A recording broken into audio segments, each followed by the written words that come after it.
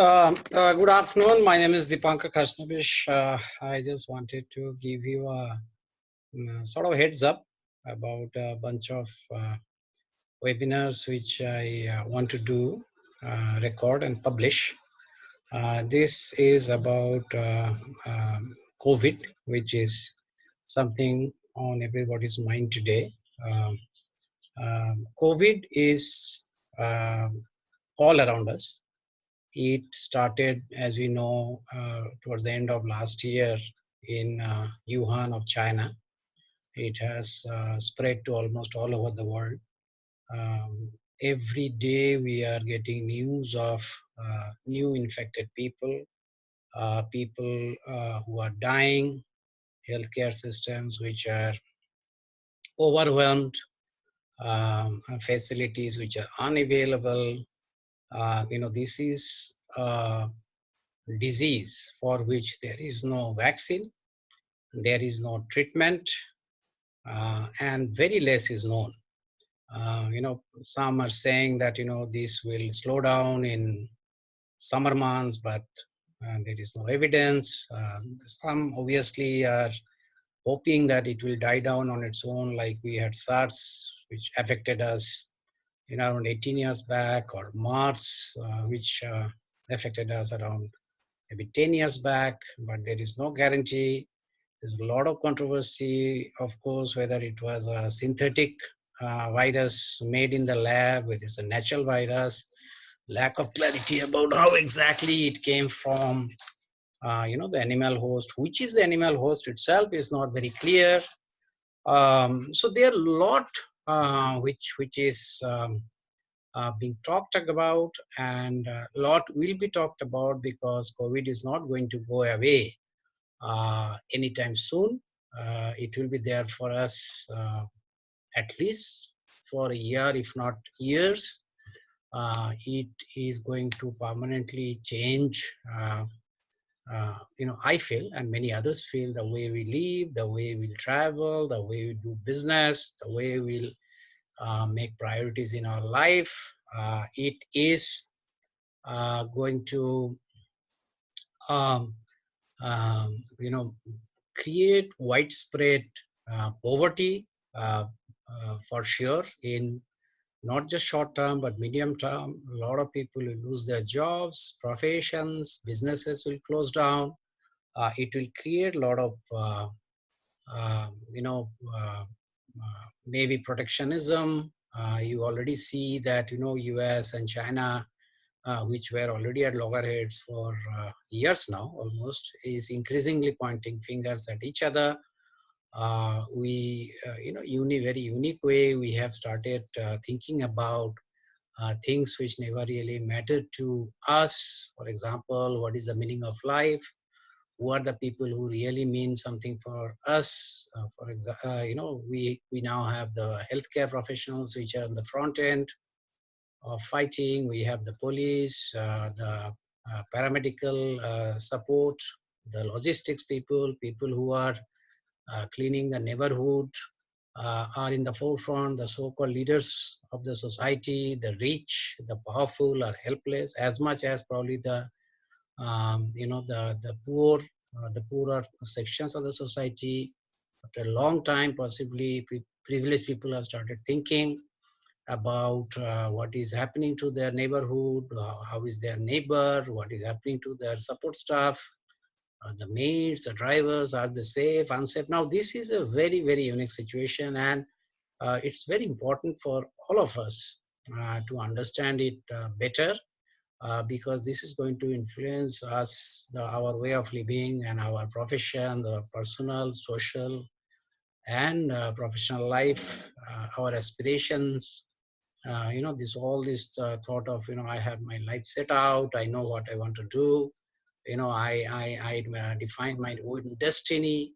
I am on the top of things. That's really made redundant, probably because of this. And so I have put up some thoughts on how COVID will possibly influence us. I have done a blog also on that. I have essentially talked about 10 areas, and I'll not get into much detail, but I feel that society going forward will be more concerned, more receptive, more aware about the people around us, what they're doing, because the collective well-being has suddenly become very, very important. We just can't live on our own. We need to ensure that everybody is healthy around us, and a lot of things which we thought will protect us is not going to protect us.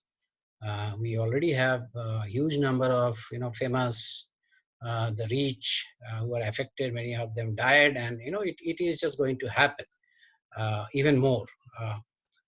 Second is the community sense, reaching out to the society at large, whether I should just focus on my personal demands. The whole concept of capitalism, of individual success, and success is a very relative term. We are successful only when there are other people who are not so successful or failures, and it's all about in a way grabbing. I need a big house to stay where others are in squalor. So I need a house which probably can house 20 people, but two of us are staying. And in a space where only two can stay, probably 20 are sharing.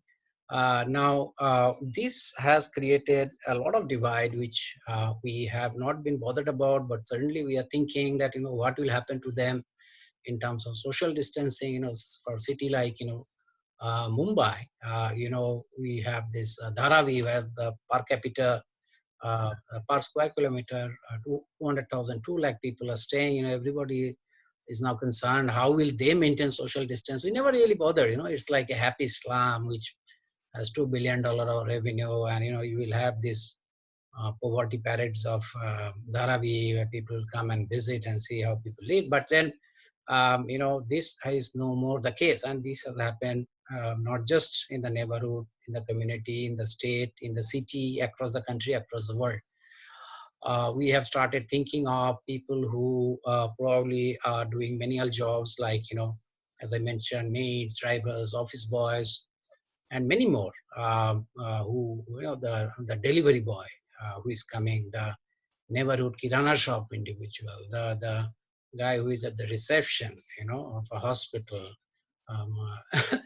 the guy who is driving the Ola, Aruba, or Ola, Uber, the driver of the public transport, the conductors, so many things, the Safai Karmacharis, the municipality employees who we never really probably bothered about how they are, I remember in Bangalore many years back, a few years back, there was this report that Safai Karmacharis are not getting salaries for months, and nobody cared, but today we care, because we know that if they are not doing well, we may as well be affected, apart from the fact that if they are sick, there may not be anybody to remove the garbage tomorrow.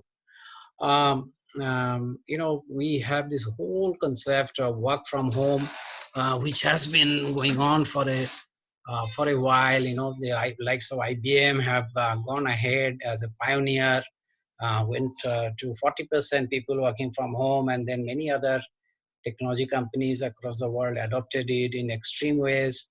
Some making, 1 day or 2 days a week, you can just work from home. Some are even more flexibility. It has got adopted. Even in India, especially of course in the services sector, but there had always been this concern about data protection, or whether the employees will be really doing their job, whether they will be focused, whether they will be safe if they do some mischief while working from home.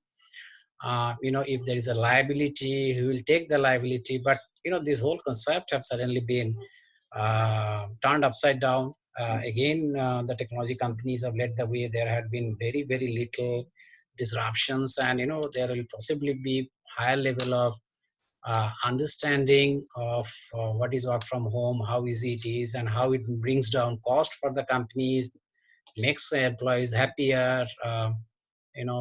Then obviously reduce stress on the public transport, and how people can use technology. Many have learned things like collaboration tools, like even old people who are not familiar with technology has understood Zoom and become very familiar about it.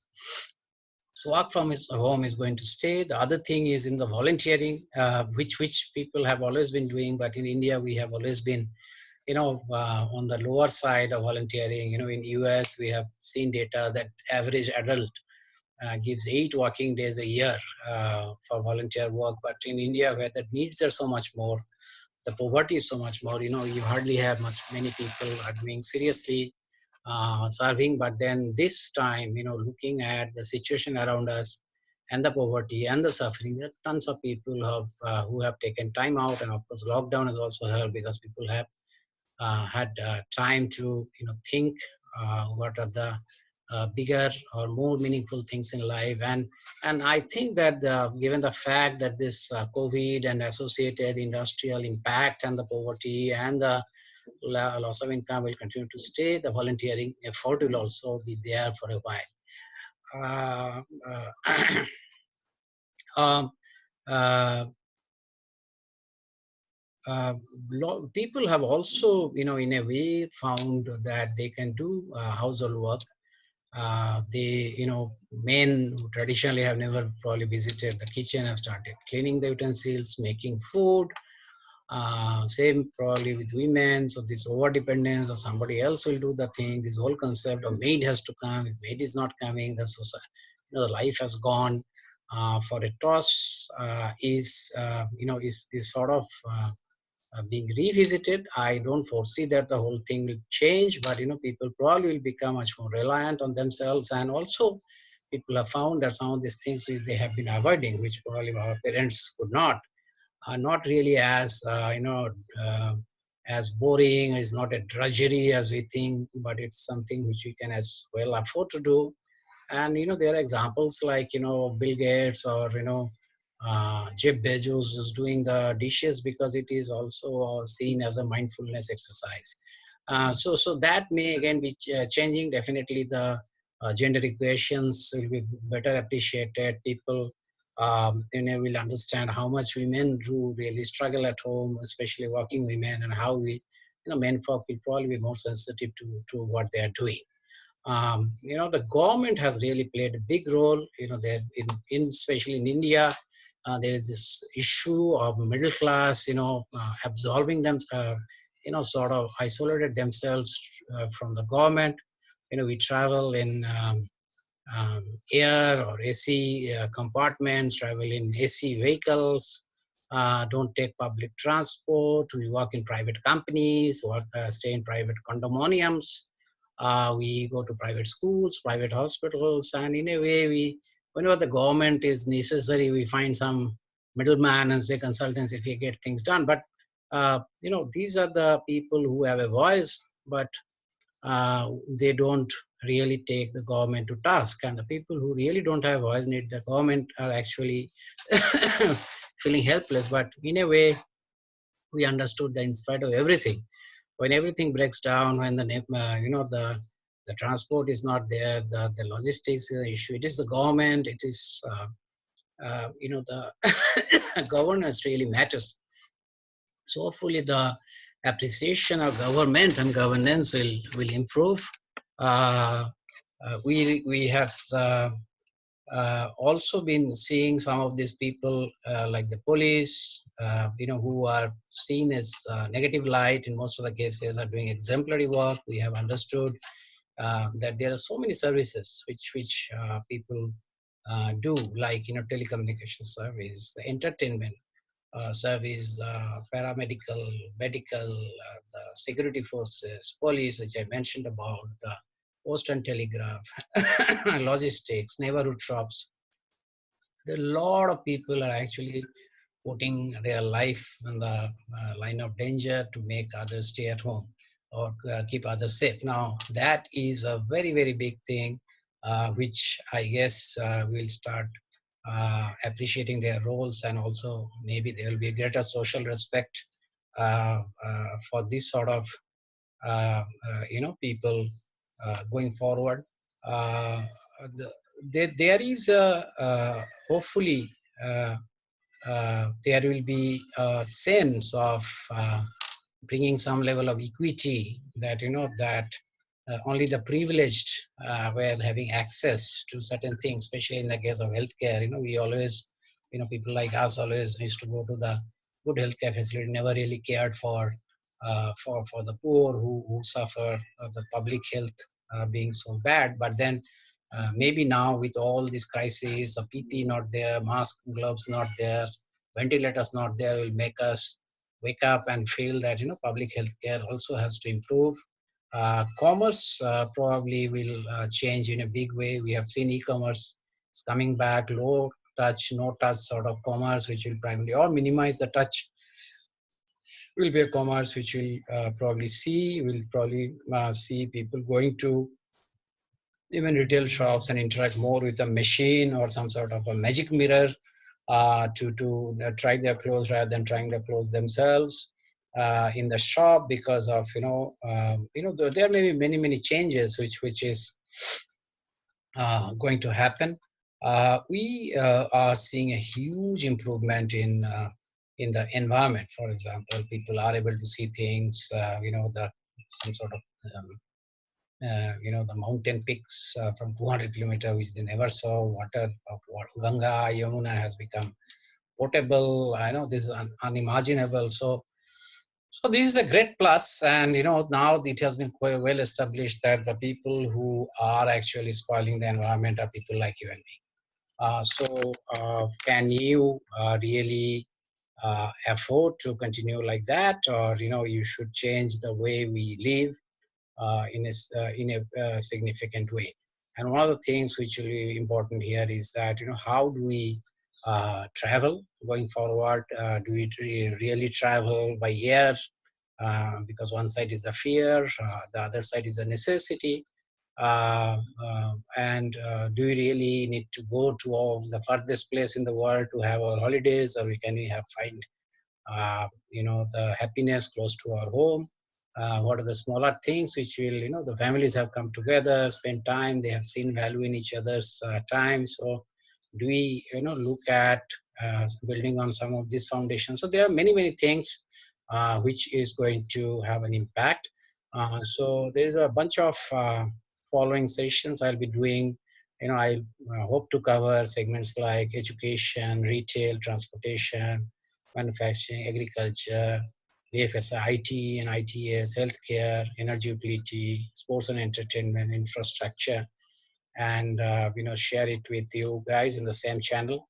Look forward to meeting you in some of these future sessions also. Thank you. I look forward to your comments whenever you happen to see, and spend some time on the stuff I'm making.